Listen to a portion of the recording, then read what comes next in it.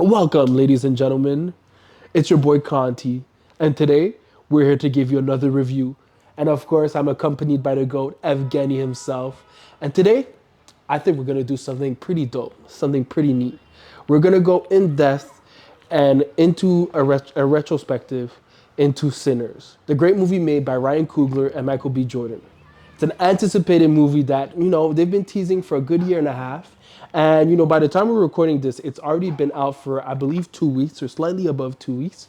And, it goes without saying, if you're here, you already know. It really was everywhere. It was everywhere online. It was everywhere in person. Everybody was talking about this movie. And, it was really great seeing, the public react to something I don't know, like something so cinematic. It really feels, and I think I said this, in the Nosferatu a review, which if you haven't seen, go watch it right now. It's probably in the comments. In the description. But I really feel like there's a revival or a renaissance for interest in cinema, the experience at the theaters, whether it's Sinners, but also in all kinds of movies. You know what I mean? Whether it's action movies, horror movies, maybe not so much rom coms. Anyway, I'm getting beside myself. Today with Evgeny, I'd like for us to sort of explore the themes that we saw in Sinners instead of just doing a basic review. It's a movie that packs so much, both thematically and on camera, that it's really worth thinking about what it means to us, what we believe it may mean to us in the future, and just how it impacted us. Enough yapping though, I'll just get straight into it. For me, the way I interpret Sinners, I believe it's a sort of metaphor or a euphemism for racial oppression and racial salvation. I believe that the title Sinners is a reference to sort of the position or the viewpoint, the vantage point that Black Americans have in society. Sort of not so much as the outcast, but the inherently damned, right? And I think throughout the movie, we found many instances where they use sort of religious, not iconography, but religious verbiage to sort of be used as a, how do I say, a vanguard or some form of like, a placeholder for what would usually be a form of discourse on racial oppression. So I think that's the meaning behind the title Sinners. And I think that's why the movie is so poignant because it's a great action movie. It's a great horror movie. It has great actors, great writing, but its meaning is so deep and it has so much to say that you don't even realize what it's saying. But when you leave the theater, you can't help but think about it.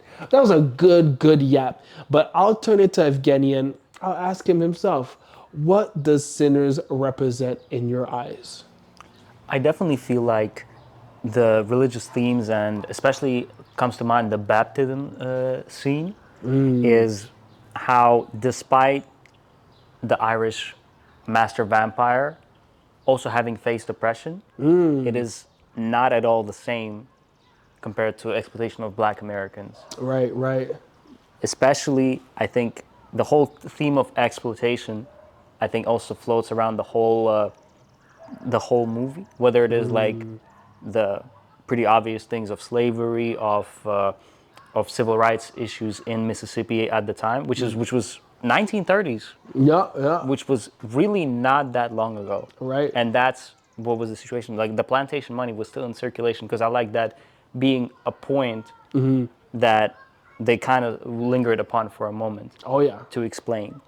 And then we can also talk a lot about the musical exploitation, because the reason the vampire comes is for the Sammy's musical gift, and the infinite topic of exploitation of Black music. And it's like, when it's first introduced, make sure Black people love it, and then once that happens, white people will love it, and then we can keep selling it to white people after that. Of course, of course. So I No. feel like that was one of the themes that was quintessential to me, like the exploitation, but the religious aspect as well. Like the baptism scene was, wow, I was I sat throughout the whole movie. I sat with my mouth open. I think. Facts. I think even like outside of themes, like the cinematography was so rich. It was so rich, but never overpowering. But like I totally feel like I totally get what you mean about the baptism scene because it was such a poignant scene. But then I think just the skills, like just the skills of Ryan Coogler and the entire team sort of bled through so much that like a simple shot sort of captivates you, and obviously it makes you think about its hidden meaning. And maybe a movie director with lesser skills probably wouldn't have been able to deliver sort of these sort of scenes that not that had subliminal messages, but that would make you ponder, just off of being so great on in and of itself. I mean, we were talking about themes, but I do have to ask, because you have your experience, in cinema, like what were your favorite scenes? Like like which ones hit you the most? There's absolutely no way the top one isn't the music scene, and it's the first time the aspect ratio really goes into IMAX because I saw it in IMAX. I couldn't see it any other way, just because it's an IMAX movie. Unfortunately, we Right. didn't have 70 millimeter here, but it is what it is. Montreal, We work with what we have, and I wish it would change in the future at least. please. Please, and we have 2 IMAX theaters, maybe even Right. 3. Right. I'm not sure if it's 3. Either way, I definitely think that scene alone, it was like it brought me to tears because like combining all these new, old, ancient arts, cultures, dance, like this whole unity of humanity through music, the whole concept of channeling your ancestry through music. Yeah. It's beautiful. It's like, and that being like the core theme of like what's happening on screen specifically, visual theme. It's wonderful. It's like that. It has to be my favorite scene. Like it just can't compare. It is so elevated that I can't even like have a number two because it's like this scene is number one and the rest of the movie is number two. I would put it like this.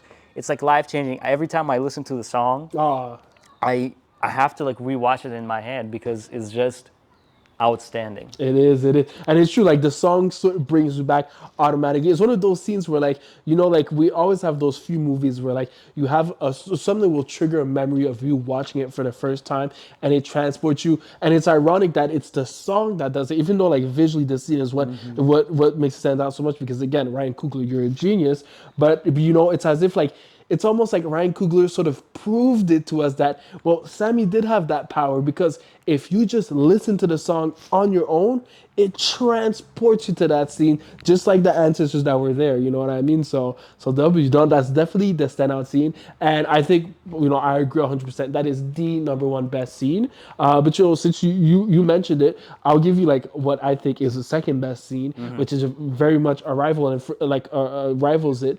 For me, it's definitely the scene where they're all burning up in the sun. Yes. That was beautiful. Like you saw the camera just move, like, and it just paced around everybody. Like it was almost as if like it was visually striking, it was emotive, there was beautiful music, but like I felt like you could see the black vampires, who were taken in by Remick. They were sort of obviously screaming in pain, but it was also liberating in that sense too at the same time. But it was also it was just so beautiful, so many layers, and yeah, just visually as well. That scene to me, it sticks to me. Also because, well, we're lucky. In the span of 4 months, we got two of the greatest vampire movies I've seen, at least in my lifetime. We got Nosferatu, at the end of 2024, and then this. And to me, one of the best scenes in Nosferatu is when he dies and he gets engulfed in the flames, and it's sort of like seeing these two great directors of our eras sort of able to encapsulate like death and like what like, and bring so many layers into it, and of course just make it beautiful. It's like, wow, like this is the power of cinema. And that's why I'll forever not be envious, but the powers that painters had, in the 19th century, 20th century. They move people's hearts. When I watch Sinners, I'm just like, okay, this is the power that cinema has. Like it's like and it touched a wide audience. It wasn't a niche audience. This was a movie that touched the general public, and you saw everybody react in that same way. It was euphoria, literally. You know what I mean? Like, He no, go definitely ahead. has the gift himself. I'll tell you that much. Right, right. That's kind of crazy you say that because it's storytelling and it's sort of like, well, Sam has that power in the movie, but the movie itself, Ryan Coogler and Michael B. Jordan, they have that power too, you know? So it's like a conversation of like the place that art has maybe in our communities or in our society as well too. So and I didn't even think of that. That's crazy you say that. It's I'm crazy you very say that. curious as well what you thought since you brought up Nosferatu. What do you think of like representations of vampirism in Nosferatu as lust, and then here as more like vampirism as assimilation and the hive mind? Right, right. I feel like you see Nosferatu, it represented vampires, like you said, in the lustful way, in a sense, like it was almost like a primordial feeling. You know, like Count Orlok says, you know, I am. What is he? I think he says, "I'm hunger" or something like that. You know, where he's saying exactly. It's like okay, it's visceral. It's a bit violent, but it's primordial. It's as if like okay, it's ancient, and you know, I think in that movie it was a conversation about emotions, obviously how we view women in that sense. So her overcoming or beating Count Orlok was sort of her way of gaining her own like subjectivity, her own power in her society. Whilst like vampires in Sinners, at first the way it's presented as a way of salvation against eternal damnation, right? They're all at a pub. It's the 1930s. You have to be super Christian, especially in the South. We all know how the South, the Bible Belt, everything below the Bible Belt, is very strict. So going to a pub on a Saturday night, you won't wake up in time for church the next day. You're a sinner. So sort of Remick comes in and he says, "Oh, I can offer you like salvation from eternal damnation by becoming a vampire." I love that they present it to us like that at first, but then we realize it's a trap, and sort of defeating it becomes the goal to sort of beating this sort of double jeopardy. Okay, it's like I'm damned in a Christian world, and I'm damned because I'm facing a vampire that's gonna kill me if I don't join his side. But in the end, we do see that I believe it's Stack. Is it Stacks or is it Smoke that survives? Smoke It's survives. Smoke. Smoke survives with Mary, and he sort of. Obviously, we'll have to wait and Oh, see you mean what who Kugu. remains a vampire? Yeah, who Oh, remains a vampire? Stack. It is Stacks. Okay, exactly, Stacks. So like Stacks. Obviously we'll have to see what Kugler does in the future. But Stacks sort of offers us a third sort of perspective on a vampire, which hopefully Kugler develops this into a series. But maybe he sort of retakes ownership of becoming a vampire in an actual liberating way. Because, not to go off too much on a tangent, but the reason why I believe, Sinners as a movie, its main theme is religious slash racial starvation and oppression, is because Remick comes to you and, he comes to them and he says, "Hey guys, I was part of an oppressed group. They told us that we were going to hell. They're Catholics. Irish are Catholics, and the British are Anglicans. They say Catholics are going to hell. We all know this. And Remick is saying they told us we're going to hell too, but I found my way to beat hell, which is become immortal." But when you look at that sort of conversation, you realize, okay, what he's really saying is, hey, I'm Irish. We were the first to be colonized by the British, and we were the first to be subjected, for racial oppression, ethnic oppression. However, I found my own way to beat racial oppression. Join me. But eventually, if you do join him, you realize, well, you're just substituting one oppressor, the British, English, or the white Anglo-Saxon, for an Irish oppressor or somebody who's at the head, and that's what I think Stax and everybody else in the pub that survives, like they realize that. They say, okay, becoming a vampire, you're not freeing yourself from damnation. You're just living under the rule of somebody else who's obviously torturing you in the same way. However, it's being presented to you like, oh, it's salvation, and that's why I think it's a metaphor. It's a larger metaphor for everything. Yeah, But but you are not free at all from the day. exactly. Oh, right. You just cook right there. That's crazy. You are not free from the day. You have to run from the day. You have to run from the light. I mean, for you as well too. Like how do you picture Remick, and of course, like as well too, like the relationship like each characters had in the movie? Like, what's your takeaway on that? It's a loaded question, but It's huge. definitely I'm in full agreement that it is like just a differently disguised oppressor, and it's an oppressor that is, it's like maybe there's like some tones of neoliberalism in that. It's like a band-aid solution. It's like, Facts. yes, you're not directly suffering and you are essentially immortal, but you are very much still a slave to the night, to the not the lust, but like the hunger, the starvation, because they still need to drink blood. It's They like do. I understand that it's not a very key point Right. of the film, but I imagine they still require sustenance. Of course, because if not, they die. Exactly.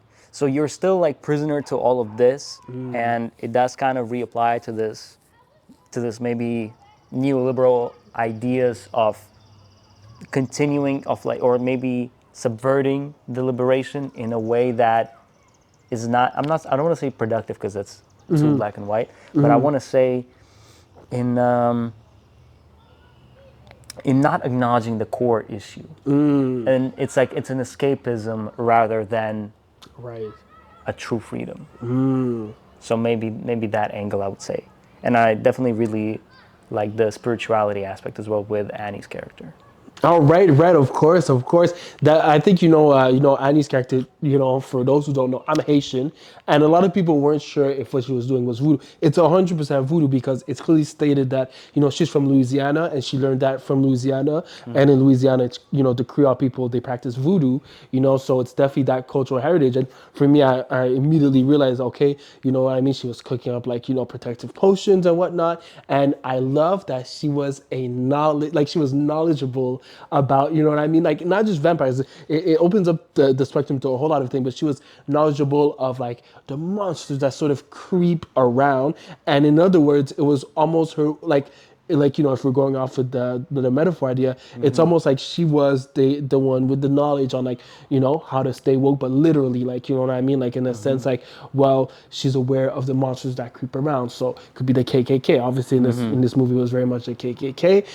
She's probably aware of, like, other groups of people who may present you with sort of liberation. It could have even been the church, like, hey, the church is this entity that promises you literal salvation. However, it forces you to sort of stay within this role of domination. You know what I mean? Of like, sort of staying fixed in that role, still being content with the state, with the status that you're in. And another point where Annie too is sort of like, she was just as much a point of reference for Stacks and Smokes as, like, as for everybody else, as she was also a threat to Remick, because again, she's the one who's the most knowledgeable, and it sort of reinforces the idea, like, well, the most knowledgeable of our community is the biggest threat to not just the KKK, but people like Remick, who will come and present you with this idea of salvation, but in the end, False it's not. salvation and her rejection out Exactly. that she would rather die than accept it.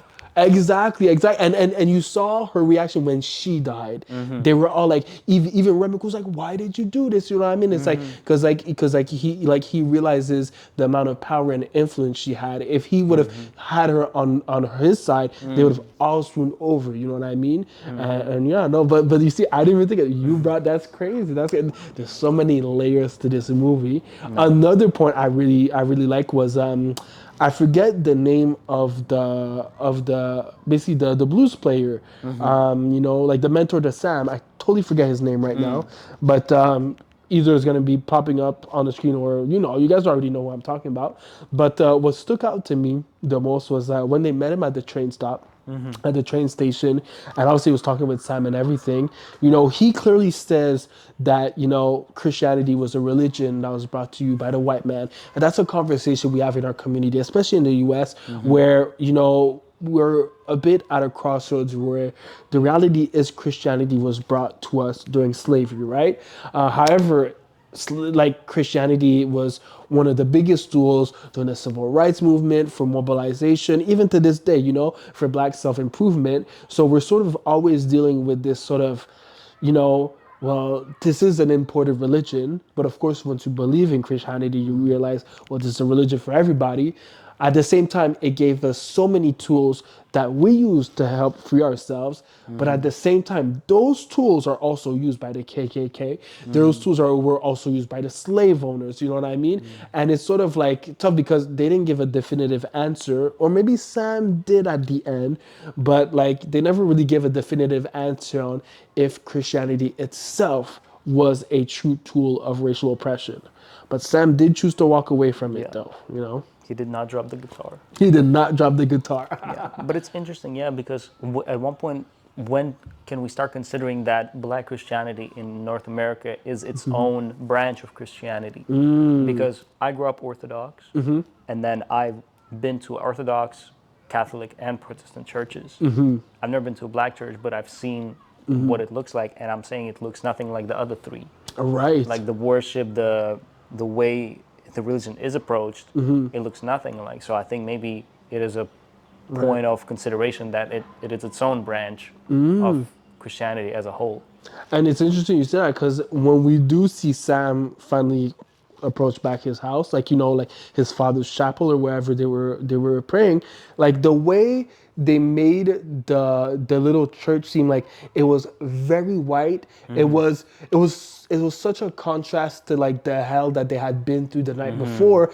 It's like it's sort of you ask yourself, well, it does seem like it warded off, like it's the type of place that wards off evil, or evil that like Remick would be like those kind of evil. And it's like, well, maybe they do have the power. And you look at the civil rights movement, it was the Nation of Islam, and like Martin Luther King and his whole like Christian faction that led us to like like beating overcoming the Jim Crow laws, overcoming segregation. So it is a fundamental question. It's like, well, perhaps it was a religion that was brought to us, either to use against us, to sort of oppress us, but perhaps we did find a way to use it for salvation. You know what I mean? But I think the only point of contention, though, is that often we as in our community, we use religion to outcast the people we do brand as sinners, even though they themselves are just trying to protect themselves from the evils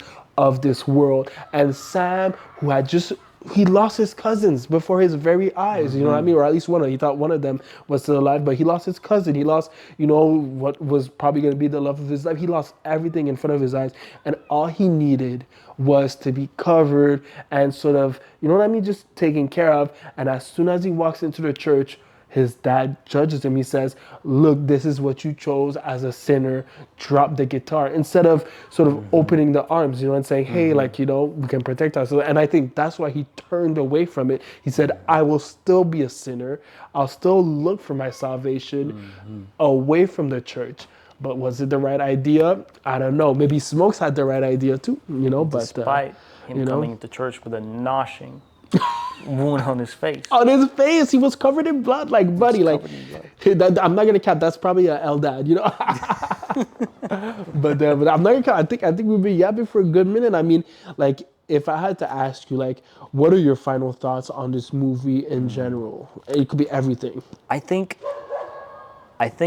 what I can say is when people think about a perfect film, right? I feel like people expect every aspect, sound, continuity, visuals, music, everything has to be perfect. Yeah. Everything has to be, it has to feel like an airtight ship, like a submarine in a way. But, and like, I feel like Kubrick, you know what I mean? Yeah, it has to right. be entirely perfect. It cannot have any like missing pieces. And it has to be extremely cohesive. I think that's the main part as well. They want it to be extremely cohesive, like one strong idea, which is, to me, filmmaking is really not that. Oh. Because when you bring in so many departments, and when you just focus on the form and on the substance and on the both, but when you focus on realizing one complete idea, I feel like you remove so much of collaborative potential from the film. Yeah. And so I think Sinners is a perfect movie to me because the costume, the writing, the direction, the music, everything ended up being so creative and so unique and so its own that I think for the small, like I remember the people I saw the movie, they were like complaining, oh, the continuity wasn't No way. amazing.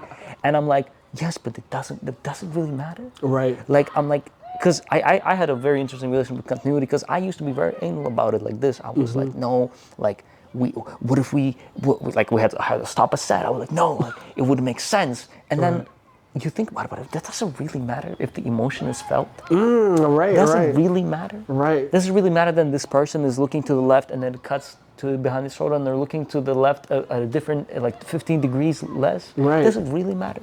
So that's what I'm thinking. I think Sinners is a perfect movie because listening to people who worked on it, especially that note that despite being a massive set, Coogler still took time to talk individually to the actors Yeah. and not shout it across the set. Because I'm reading this book about directing actors, and that's a really important thing for actors is to be given privately, and the Okay. conversations to be had privately, because like otherwise the whole set hears Right. about your either fuck up or lack of or something That's that you need to do humiliating. better. Right. But perhaps the intention was not that, but you're still already shouting it across the room. Right. So I feel like his entire passion for it translates through every department that participated in this and brings this movie so high up that I think, to me, it is a perfect film. Ooh, ooh, ooh! Hey, you cooked right there. You cooked right there. You cooked. But I'm Oh curious God. about you. Like, No, no, no. That's so that's